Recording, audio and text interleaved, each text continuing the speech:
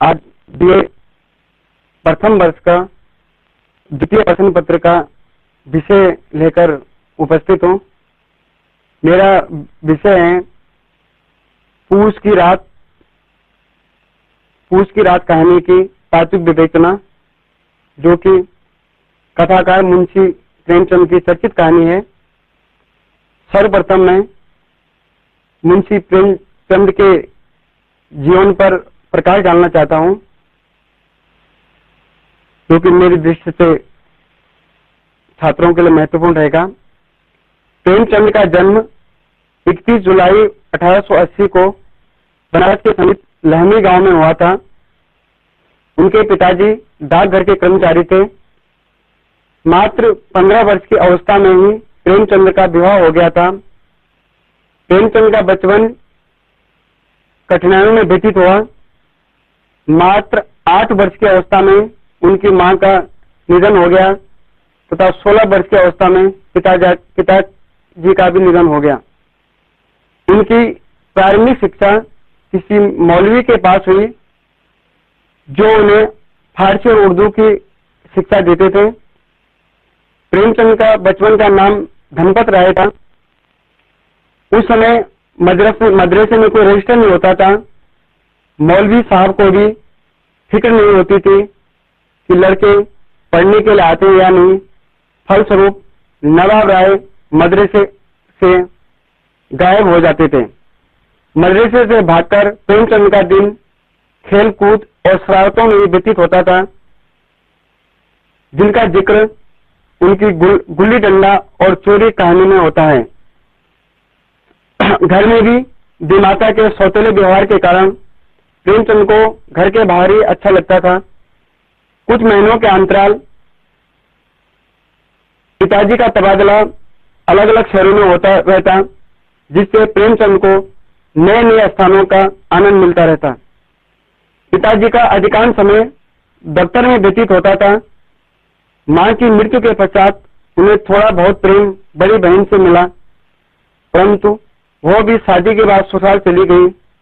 जब प्रेमचंद के पिताजी गोरखपुर में थे, उनकी पहचान एक किताब वाले से हुई। उस समय प्रेमचंद की उम्र 13 वर्ष की थी। उन्होंने दुकान से अधिकांश उर्दू नॉवेल पढ़ डाले, यहां तक कि स्कूल से तब करके हुए किताब की दुकान में नॉवेल पढ़ने लगे। अपनी किताबों व नोट्स लड़कों के साथ हाथ बेचकर उनके बदले नॉवेल लेकर घर आते। इसी समय तिलिस्म होशरुबा के 17 जिल्दें छप चुकी थी। प्रत्येक जिल्द में 2000 पन्ने होते थे। प्रेमचंद ने इतनी छोटी अवस्था में ये सब किताबें पढ़ डाली। पिता के निधन के पश्चात घर की आर्थिक स्थिति काफी खराब हो गई थी। प्रेमचंद जब बनारस के क्वींसलैंड स्कूल में पढ़ रहे थे, स्कूल से छुट्टी के पश्चात वो 5 मील दूर किसी बच्चे को पढ़ाने जाते थे और घर पहुंचते पहुंचते रात के 8 बज जाते थे। ये सारा सफर वे साइकिल से तय करते। इसी व्यस्तता के कारण वे पास तो हो गए, मगर दूसरा डिवीजन आया, जबकि क्वींसलैंड कॉलेज में सिर्फ फर्स्ट डिवीजन लेने वाले कोई की फीस माफ हो सकती थी। इसलिए प्रेमचंद ने हिंदू कॉलेज में दाखिले का निश्चय किया, किंतु दाखिले में गणित के प्रश्न पत्र में वे फेल हो गए। गणित की इसी कमजोरी के कारण वे कई साल तक इंटरमीडिएट की परीक्षा पास नहीं कर सके। मैट्रिक पास करने के लिए पूरे 18 वर्ष बाद 1916 में उन्होंने इंटरमीडिएट की परीक्षा पास की, जब गणित के बजाय किसी दूसरे विषय के इम्तिहान देने की छूट दे दी गई। प्रेमचंद को शहर में एक वकील के बच्चों को 5 रुपए मासिक वेतन पर पढ़ाने को नौकरी मिली। इसमें से 2 रुपए में वो अपना खर्च लाते और 3 रुपए घर भेजते। वकील के अस्तबल के ऊपर मिट्टी से बने एक छोटे से कमरे में रहते। पूरियां बिछाकर उन्होंने अपना बिस्तर बनाया। दिन में एक बार दाल दलिया पका लेते। खाली समय में लाइब्रेरी में उपन्यास पढ़ते। कई दिन 1 पैसे के चने खरीदकर अपना पेट भरते। एक दिन जब उनके पास एक पैसा भी नहीं था। वे एक किताब बेच रहे थे। वहां उनकी मुलाकात एक स्कूल के हेडमास्टर से हुई। उन्होंने प्रेमचंद को 18 रुपये मासिक वेतन पर रख दिया। उस समय वे सपने में भी 18 रुपये मासिक वेतन की बात नहीं सोच सकते थे। बनारस से 40 मील दूर सुनार एक छोटी सी जगह में प्रेमचंद का स्कूल था।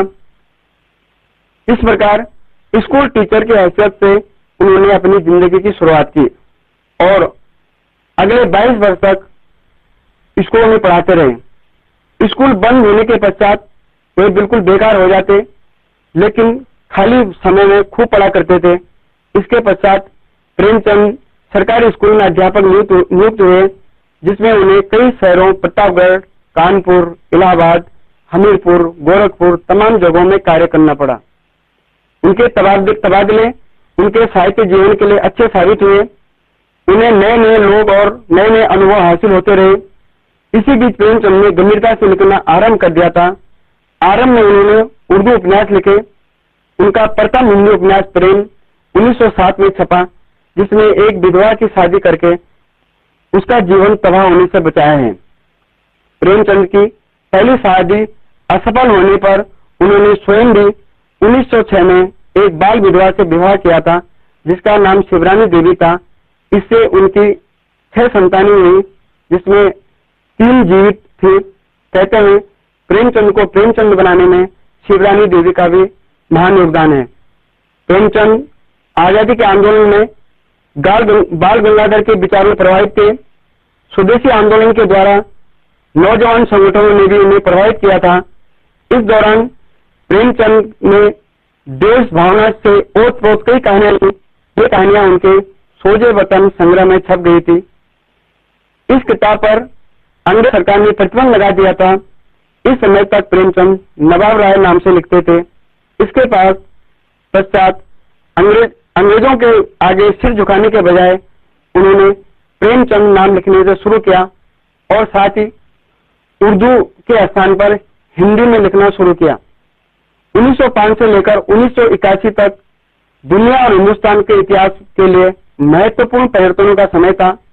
1905 में बंगाल में स्वदेशी आंदोलन, 1914 से 1918 तक पहला महायुद्ध, 1919 में जलियांवाला बाग हत्याकांड, 1921 में गांधी जी का असहयोग आंदोलन, इन सब ने प्रेमचंद को विशेष प्रभावित किया। रूसी क्रांति से प्रभावित होकर ही उन्होंने प्रेमाश्रय 1919 में लिखा था।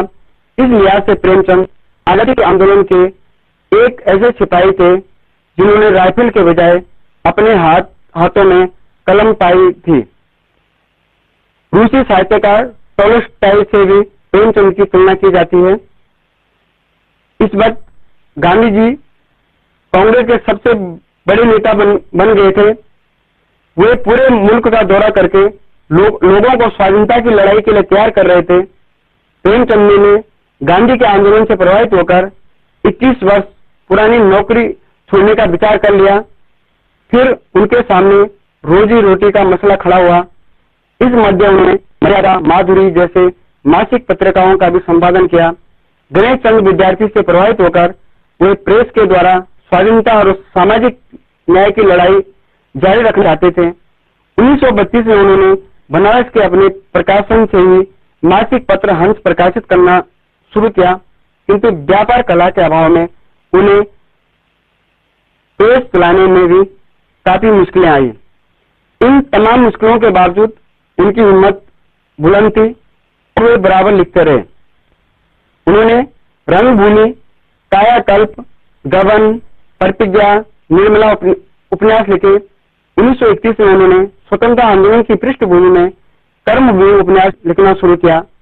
प्रेमचंद की आजीविका के लिए मजबूरन फिल्मी दुनिया में भी कदम रखा, किंतु इस दुनिया से समझौता न करके वे शीघ्र ही बंबई लौट पड़े। 1936 में उन्होंने अपना श्रेष्ठ उपन्यास गोदान लिखा, जिसे हिंदी साहित्य की अमूल्य धरोहर माना जाता है। गोदान के पश्चात उन्होंने मंगलसूत्र उपन्यास लिखना शुरू किया, किंतु उनका शरीर अब थक चुका था और वे काफी समय बीमार रहने लगे और 25 जून 1936 को हिंदी साहित्य का यह अमर सेनानी सदा सदा के लिए हमसे विदा हो गया। प्रेमचंद की समस्त कहानियां मानसरोवर के 18 भागों में और गुप्त धन के 2 भागों में संग्रहित हैं।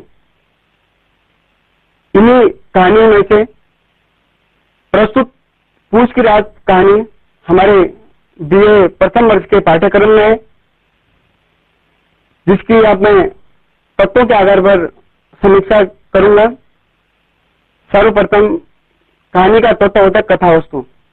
कथावस्तु कहानी का आधार तत्व होता है और कोई भी कथाकार अपनी कहानी को इसी तत्व रूपी नींव पर खड़ा करता है।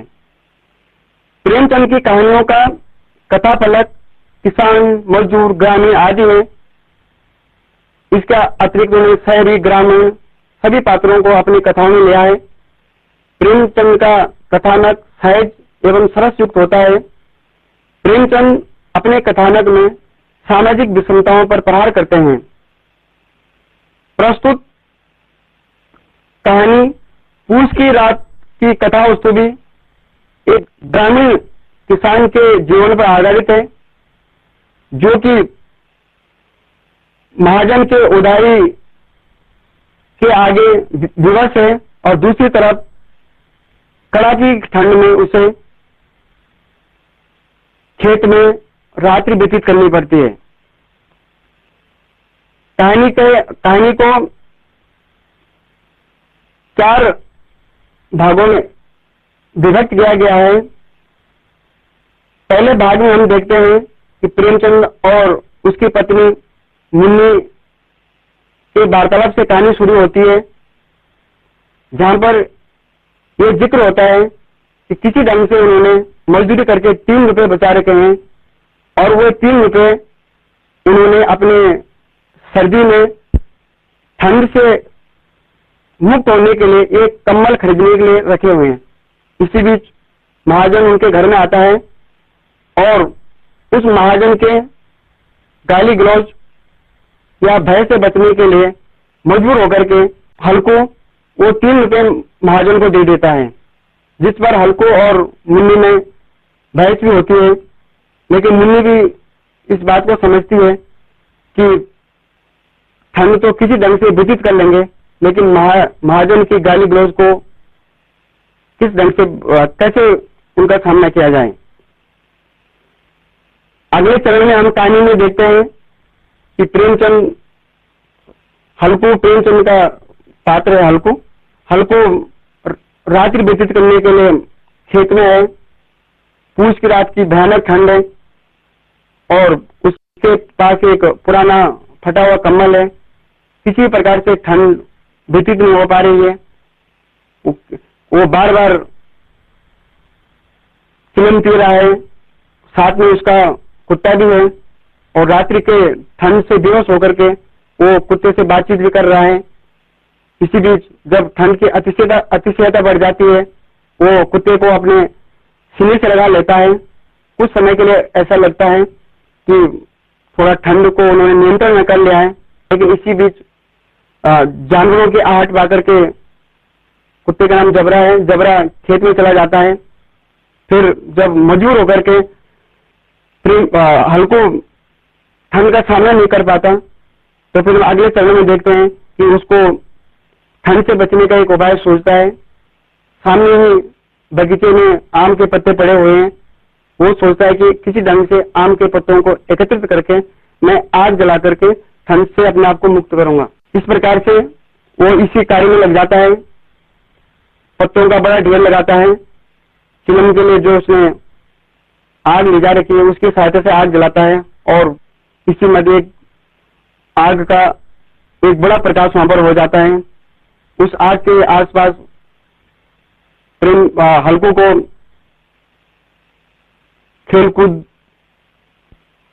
खेलकूद में लग जाता है। थोड़ी देर के लिए वो भूल जाता है कि मैं खेत की रखवाली करने आया हूं। इसी बीच कुछ समय के बाद आग बुझ जाती है, लेकिन आग की गर्माहट से उसके शरीर में आलस आ जाता है और वो वहीं पर सो जाता है। इस मध्य नील गाय उसके खेत को चट कर देती है। हालांकि नील गायों के फसल खाने की आवाज उसके कानों तक आती रहती है। कुत्ता भी बराबर भौंक रहा है, ये एहसास करवा रहा है कि खेत में जानवर घुसा है, लेकिन उस ठंड से उसमें आलस उसके शरीर में प्रवेश कर जाता है। जो उसको गर्मी मिली है, परिणाम स्वरूप वो अपने खेत में नहीं जाता है और वहीं आग के पास सो जाता है। कहानी के अंतिम चरण में हम देखते हैं कि प्रातः मुन्नी खेत में आई हुई है और वो देख रही है कि सारा खेत जानवरों ने खा लिया है। प्रेमचंद वहां सोया पड़ा हुआ है, उसको इस प्रकार से उठाती है और किसी ढंग से वे लोग ये सोचते हैं कि चलो खेत तो खा लिया, लेकिन अब हम रोज रोज इस ठंड से मरने के बजाय मजदूरी करेंगे। इस प्रकार से कहानी का जो कथानक है, जिस प्रकार के कथानक या कथा वस्तु के लिए प्रेमचंद माहिर हैं, वो यहाँ पर प्रस्तुत है। दूसरा जो बिंदु है तात्विक विवेचना का, उसमें आता है पात्र एवं चरित्र चित्रण। पात्र एवं चरित्र चित्रण के द्वारा ही कहानीकार अपनी कहानी का विकास करता है और पात्र एवं चरित्र की दृष्टि से भी प्रस्तुत कहानी छठी कहानी है, क्योंकि इसमें मुख्य रूप से हल्कू और उसकी पत्नी मुन्नी दो ही पात्र हैं। इसके अतिरिक्त जबरा हालांकि पशु है, लेकिन वो भी कहीं कहीं ऐसे एक पात्र के जैसे कार्य करता है।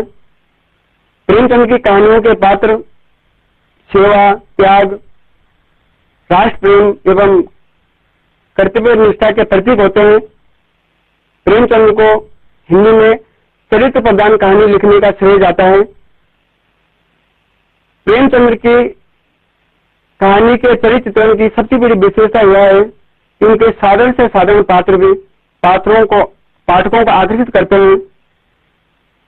प्रेमचंद अपने कहानी के पात्रों के नाम आम समाज से, गांव से जुड़े हुए व्यक्तियों जैसे नाम रखते हैं। उदाहरण के लिए उनके प्रस्तुत कहानी का पात्र हल्कू, मुन्नी, या उनका श्रेष्ठ उपन्यास गोदान में धनिया, होरी, गोबर, ये उनके पात्रों के नाम है। प्रस्तुत कहानी के प्रमुख पात्र हल्कू है, क्योंकि अपनी चारित्रिक विशेषताओं के कारण पाठकों का विरोध करता है। चारित्रिक दृष्टि से हल्कू अनेक विशेषताएं लेकर आता है। सर्वप्रथम उसका चरित्र का जो मूल्यांकन हमें कहानी के आरंभ में मिलता है, जब वो मुन्नी के आगे 3 रुपये मांग रहा है किसी ढंग से महाजन से बचने के लिए। वहां पर मुन्नी के विरोध के बावजूद भी और ये समझते हैं कि मुझे अभी भयंकर ठंड का सामना करना है, वो लाचार मजबूर होकर के वो 3 रुपये महाजन को दे देता है। उसके बाद हल्कू के चरित्र की विशेषता आगे खेत में सामने आती है। सर्वप्रथम ठंड से बचने के उपाय में वो कुत्ते अपने घर पालतू कुत्ता जो जबरा है उससे बात करता है, और ये मानव स्वभाव रहा है कि समय व्यतीत करने के लिए मनुष्य पशु के अपने आप से भी बात कर लेता है। इसी प्रकार आगे हम देखते हैं कि उस ठंड से मुक्त पाने के लिए वो पास के खेत से आम के पत्ते इकट्ठा करके आग जला रहा है, और उस आग जला करके वो आम आदमी के समान थोड़ी देर के लिए उस आग से उसे जो राहत मिलती है उससे अपने कर्तव्य से भी विमुख हो जाता है और आग में उछल कूद तक भी करने लग जाता है। आम चीजें हम देखते हैं कि जब प्रातः मुन्नी खेत में आती है, हल्कू को सोया हुआ देखती है, मुन्नी उसे जगाती है, तो एकदम वो बहाना उसके सामने व्यक्त करता है कि तुझे खेत की पड़ी है, रात को मेरा भयंकर पेट दर्द हो गया था, जिसके परिणाम स्वरूप मुझे यहाँ पर आग जलानी पड़ी और इस प्रकार से मुझे समय व्यतीत करना पड़ा।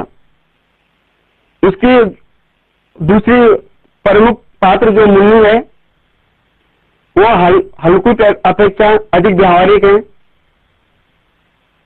बुद्धि से परिपूर्ण है। हल्कू कहानी के आरंभ में हल्कू से वो दो टूक शब्दों में कहती है कि ये महाजनी छोड़ दो और मजदूरी करो, कम से कम मजदूरी में 2 रुपये रोज हमें प्राप्त होगा। इसके बाद भी जब हल्कू से कहता है कि महाजन आकर के हमें गाली गलौज देगा तो वो 2 टूक शब्दों में कही उसका राज है क्या, जो मर्जी कह दे। लेकिन अंत में समय की नाजुकता को भांप करके मुन्नी जो बड़े काफी मुश्किल से उन्होंने 3 रुपये बचा रखे हैं वो हल्कू के हाथ में दे देती है। इससे उसकी बुद्धि की परिपूर्णता का पता चलता है। अंत में भी मुन्नी का जिक्र आता है। वो हालांकि पहले उसे खेत का जानवरों के चढ़ जाने पर दुख जरूर होता है, लेकिन बाद में वो समझौता कर लेती है किसी प्रकार से और अंत में इसी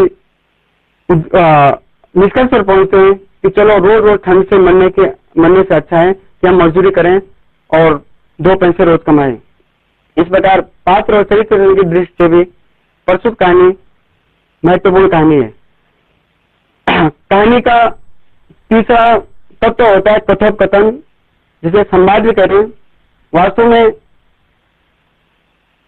कहानी के पात्रों के चरित्रांकन के लिए अगर संवाद या संवादों को अपने मुंह से बोले तो कहानी ज्यादा रोचक आकर्षक लगती है।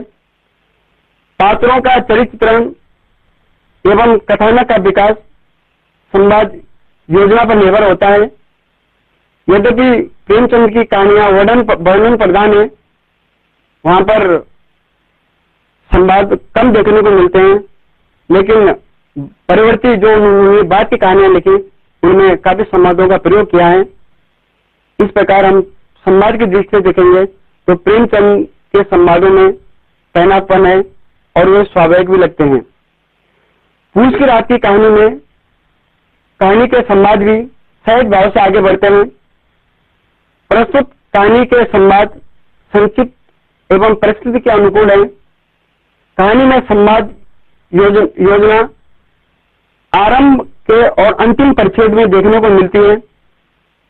कहानी के शुरू होते ही जहां पर हल्को और उसकी पत्नी की बातचीत का दृश्य दिखाया गया है, उनका घर का वातावरण है। जब महाजन पेंशन मांगने आता है तो मुन्नी कहती है मैं रुपये न दूंगी। हल्को उदास होकर बोलता है तो क्या गाली खाऊं? मुन्नी तलब कर बोलती है गाली क्यों देगा, क्या उसका राज है? तो इस प्रकार से कहानी के सरल संक्षिप्त उदाहरण इस कहानी में देखने को मिलते हैं कथोपकथन के। इसके अतिरिक्त प्रस्तुत कहानी में एक अलग तरह के संवाद भी है, जहां पर प्रेमचंद को समय व्यतीत करने के लिए और अपने पालतू कुत्ते जबरा से बातचीत करनी पड़ती है। संवाद इस प्रकार से पशु और मनुष्य के बीच का संवाद प्रस्तुत करके प्रेमचंद ने एक अलग ही ढंग यहां पर प्रस्तुत किया है। हल्को जबरा से कहता है क्यों जबरा, अब तो ठंड नहीं लग रही है। जबरा ने कू करके मानो उससे कहा अब क्या ठंड लगती रहेगी। पहले से हल्को बोलता पहले से उपाय नहीं सोचा, नहीं तो इतनी ठंड क्यों खाते। और मानो इसके उत्तर में जबरा ने पूछ हिला दी। तो इस प्रकार से एक अलग ही प्रकार का संवाद जो मनुष्य और पशु के मध्य यहाँ पर प्रस्तुत किया गया है। निश्चित रूप से मनुष्य सामाजिक प्राणी है, पशु पक्षियों से जुड़ा हुआ है और बहुत से पशु पक्षी उसके इतने समीप होते हैं कि वो उनसे चाहे वार्तालाप करता रहता है। कहानी का अगला महत्वपूर्ण जो तत्व है वो है देश काल वातावरण। और निश्चित रूप से प्रेमचंद अपनी कहानियों में वातावरण को जितने स्वाभाविक ढंग से प्रस्तुत करते हैं वो अन्यत्र देखने में सुलभ नहीं होते। प्रेमचंद की कहानी का वातावरण पात्रों और घटनाओं के अनुरूप होता है। उनकी कहानियों में ग्रामीण जनजीवन, ग्रामीण वातावरण सजीव हो उठता है। हालांकि उन्होंने शहरी वातावरण और शहरी परिस्थितियों को भी अपनी कहानियों में उकेरा है, लेकिन मूल रूप से उनका जो कथा है, उनके जो उपन्यास हैं, वो ग्रामीण वातावरण पर आधारित होते हैं। पूछ की रात कहानी में भी किसानों की दयनीय दशा, साहूकारों का अत्याचार, महाजनों की निर्मलता का परिचय मिलता है। दिन रात की मेहनत होने पर भी गरीब किसान को तन ढकने को संपूर्ण वस्त्र नहीं मिल पाते। गरीब किसान हर वक्त महाजनों के कर्ज तले दबा रहता है। खेत में हल्कों का ठंड से संघर्ष करते समय जो वातावरण प्रस्तुत किया गया है वो अन्यत्र दुर्लभ मिलता है।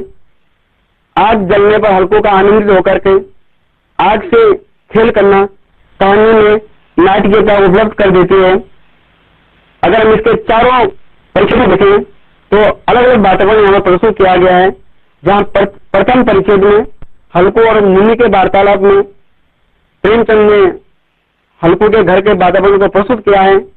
वहीं दूसरे परिच्छेद में हम देखते हैं कि बांस के खटोले में और ईंट के पेड़ों की झोपड़ी बनाए हुए हल्को रात्रि के ठंड में जीवन व्यतीत कर रहा है और किसी ढंग से उस ठंड से संघर्ष कर रहा है। जहां पर बार बार चिलम पीना, कुत्ते को सीने से लगाना, ये सारे हमारे ठंड की अतिशयता और एकांत के वातावरण को बड़े अच्छे ढंग से प्रस्तुत करते हैं। यहाँ पर तीसरे परिच्छेद में हम देखते हैं कि रात्रि के अंधकार में हल्को ठंड से बचने के लिए आग जलाता है और एक आग का एक भयंकर आग का एक टीला खड़ा कर देता है, जिससे उससे और उसके कुत्ते को थोड़ा राहत मिलती है। और इसी चौथे परिच्छेद में हम देखते हैं कि आग तापने के बाद हल्को आलस से ग्रस्त हो जाता है और साथ में जानवर उसको चट कर रहे हैं, उनकी आवाज तक वो सुन रहा है, लेकिन आलस के कारण उनको भगाने की उसमें बचे होते हैं। इस प्रकार से खेत को चट करते हुए की आवाज, इन सबको जितने अच्छे ढंग से वातावरण को यहाँ पर प्रेमचंद को सफलता मिली है, साहित्य अन्यत्र न मिले। कहानी का अगला तत्व भाषा शैली है। प्रेमचंद की कहानियों में बोलचाल की चलती भाषा को अपनाया गया है। भाषा के क्षेत्र में प्रेमचंद का असाधारण अधिकार था। प्रेमचंद गहन विषयों को भी सरल भाषा में सहजता से प्रस्तुत कर देते हैं। प्रेमचंद की हिंदी उर्दू प्रधान है। लोक प्रचलित मुहावरों, लोकोक्तियों का भी उनकी कहानी में समावेश मिलता है। पूछ की रात की भाषा ग्रामीण पुट को लेकर पात्रों के अनुकूल है, साथ ही परिस्थितियों एवं वातावरण के अनुकूल भी है। मुहावरों ने भाषा को और अधिक जीवंतता प्रदान कर दी है। प्रस्तुत कहानी में वर्णनात्मक शैली के साथ संवादात्मकता भी दिखाई देती है। संवादात्मकता कहानी में के मध्य नाटकता प्रदान करती है। यहाँ मुहावरों के कई उदाहरण हैं, जैसे हृदय निकाल कर देना, अहंकार का अनंत सागर, कर्तव्य उसके हृदय में अरमान की तरह उछल रहा था, खेत से गोली के टप्पे पर, अकर्मण्यता की रस्सियों में जकड़ना। इसी प्रकार से ग्रामीण भाषा का एक सुंदर उदाहरण यहाँ पर मिलता है, जहाँ पर वो जो पछुआ पवन चल रही है उस पर हल्को यह रान पछुआ कहता है। तो ये निश्चित रूप से प्रेमचंद के भाषा का अद्वितीय प्रयोग हमें प्रस्तुत कहानी में मिलता है। कहानी का अंतिम और महत्वपूर्ण तत्व उद्देश्य होता है। निश्चित रूप से कोई कहानीकार जब कहानी के बारे में सोचता है तो सर्वप्रथम उसके दृष्टि में उद्देश्य होता है कि वो कहानी क्यों लिखने जा रहे हैं, इसका क्या उद्देश्य है। प्रेमचंद की कहानी का प्रमुख उद्देश्य यथार्थ और आदर्श को स्थापित करना है। अगर प्रेमचंद जिस प्रकार से प्रेमचंद से पहले का हम कहानियां देखेंगे, उपन्यास देखेंगे, तो हमारी जो कथा साहित्य था वो काल्पनिक उद्देश्य कल्पनाओं से भरा हुआ था। तो प्रेमचंद पहले साहित्यकार थे जिसने हमारे हिंदी साहित्य को कल्पना से उतार करके यथार्थ के धरातल पर खड़ा किया। उनके उनके कहानियों का उद्देश्य त्याग, परोपकार, कर्मनिष्ठा, समाज सेवा, राष्ट्र प्रेम तथा शोषण का प्रतिकार, ये उनके प्रमुख उद्देश्य हैं। और इसी प्रकार से उन्होंने आदर्श और यथार्थ का इतना अच्छा समन्वय किया है जिससे आने वाले कहानीकारों का भी मार्ग प्रशस्त हुआ है। उद्देश्य की दृष्टि से हम प्रस्तुत कहानी को देखते हैं। इसका प्रमुख उद्देश्य प्रेमचंद के अन्य कहानियों की तरह ग्रामीण जन जीवन को उकेरना है और कम से कम हमारे किसान जो कि काफी मेहनत और संघर्ष करने के बाद अपना जीवन व्यतीत करते हैं, उसको हमारे सामने प्रस्तुत करना है। इसके साथ ही तत्कालीन समय में हमारे वो किसान किस प्रकार से महाजनों के ऋण के नीचे दबे रहते थे, वहां पर किसानों की आर्थिक दयनीय अवस्था का वर्णन प्रस्तुत किया गया है कि रात दिन काम करने वाले किसान को अपने लिए वस्त्र या भोजन या घर भी नहीं जुटा पा सकते हैं। इसके साथ ही सबसे महत्वपूर्ण कि पूस की रात की भयानक ठंड में जबकि लोग अपने आप को ठंड से बचाने के समुचित उपायों के साथ घर में जीवन यापन करते हैं, वहीं पर भारतीय किसान खेतों में किस प्रकार से रखवाली कर रहा है, ये प्रेमचंद का प्रमुख उद्देश्य है कहानी का। इसके साथ ही कहानी का अगर हम दूसरा उद्देश्य देखते हैं तो तत्कालीन समय में जो कि कुछ किसान खेती में काम करने के बजाय मजदूरी की ओर बढ़ रहे थे, ये उद्देश्य यहाँ पर देखने को मिला है। क्योंकि खेती का जो कार्य उसका जो परिणाम होता है वो 6 महीने बाद मिलता है और उस 6 महीने के जो अवधि होती है उसमें कभी अतिवृष्टि है, कभी ओला है, कभी सूखा है, तो किसी प्रकार से परिणाम का कोई गारंटी नहीं रहती कि जो कार्य हम करने जा रहे हैं उसमें सफलता मिलेगी। उदाहरण के लिए इसी कहानी में हम देखते हैं कि उनके सारे बच्चों को नील गाय चढ़ कर जाते हैं, जबकि इसकी तुलना में जो लोग मजदूरी कर रहे हैं उनको प्रतिदिन 2, 5, 10 रुपए जो भी मिल रहे हैं वो उनको मजदूरी मिल जाती है जिससे वो अपनी जीविका चलाते हैं। इस प्रकार से उद्देश्य की दृष्टि से पूस की रात की कहानी एक सफल कहानी है। और अगर हम पूरे जो कहानी के 6 तत्व होते हैं, 6 के 6 तत्वों की दृष्टि से भी देखेंगे तो ये हिंदी कथा साहित्य की सफलतम कहानी है। धन्यवाद।